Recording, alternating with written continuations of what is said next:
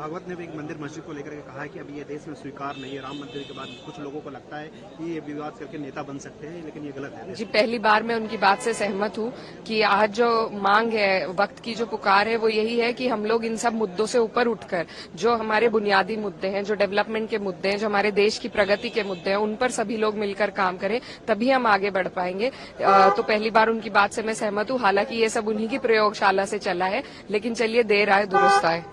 यही अम्बेडकर जी के प्रोटेस्ट होते होते राहुल गांधी पे एफआईआर हो जाता है। आप लोग प्रोटेस्ट अभी भी करते हैं, लेकिन सदन अब अनिश्चितकाल के लिए ये हो जाता है। देखिए, बहुत अफसोस की बात है कि जिस सत्र में हमने संविधान दिवस मनाया, कॉन्स्टिट्यूशन पे चर्चा करी, उसी चर्चा के दौरान जो गृह मंत्री जी की टिप्पणी आई, वो बहुत ही अफसोसजनक है। वो भी हमारे देश के संविधान के निर्माता रहे, बाबा साहब अम्बेडकर के बारे में, और जिनको पूरा देश मानता है, क्योंकि संविधान से ही हमारे हर नागरिक के अधिकार निकलते हैं। तो बहुत अफसोसजनक टिप्पणी थी, और हम यही मांग करते हैं विपक्ष के लोग कि उन गृह मंत्री अपने शब्दों को वापस लें, माफी मांगे, और उसी के तर्ज पे यहाँ पर हम सब ने विरोध प्रदर्शन किया। विरोध का अधिकार भी हमें संविधान से मिला है, तो उसी अधिकार का इस्तेमाल करते हुए सबने यहाँ शांतिपूर्वक विरोध किया। और जो झूठी बातें भाजपा फैला रही है कि इस तरीके से धक्का मुक्की हुई, हम लोग दोनों दिन प्रदर्शन में रहे और हमारे सामने ऐसा कोई भी हालात नहीं बने। हालांकि हमने ये तक देखा कि सभी सांसद अंदर जाते हुए एक कतार में अंदर गए हैं,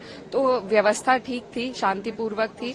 लेकिन क्योंकि इन्हें ध्यान भटकाना है, अपनी जो इनसे चूक हुई है, भूल हुई है, उसको न कबूलते हुए दूसरे की किसी को चोट लग गई, और इस तरह के जो झूठे षड्यंत्र भाजपा हमेशा करती है, उसके तहत मुझे लग रहा है ये ध्यान भटकाने का एक प्रयास है। लेकिन संविधान से हमारा ध्यान नहीं भटकेगा, बाबा साहब से हमारा ध्यान नहीं भटकेगा, और हम अभी भी अटल है कि गृह मंत्री माफी मांगे, अपने शब्दों को वापस ले। सांसद के ऊपर एफआईआर दर्ज हो जाता है संभल में के खिलाफ, उसको लेकर देखिए, लगातार इसी तरीके से प्रताड़ित किया जा रहा है। विपक्ष के जितने भी लोग हैं, जो भी बोलने का हिम्मत करता है इनके सामने, जो भी इनको हराने का प्रयास करता है, हराता है, तो उन पर इसी तरीके से, खासतौर पर मैं उत्तर प्रदेश के बारे में कहूंगी, कई हमारे पार्टी के ऐसे लोग हैं, इरफान सोलंकी साहब हैं, आजम खान साहब हैं, अब जिया उर रहमान बर्ग जो हमारे सांसद है संभल से, उन पर कार्रवाई हो रही है। उससे पहले भी कई लोग, मेरे भाई के ऊपर इसी तरीके से कार्रवाई की गई थी।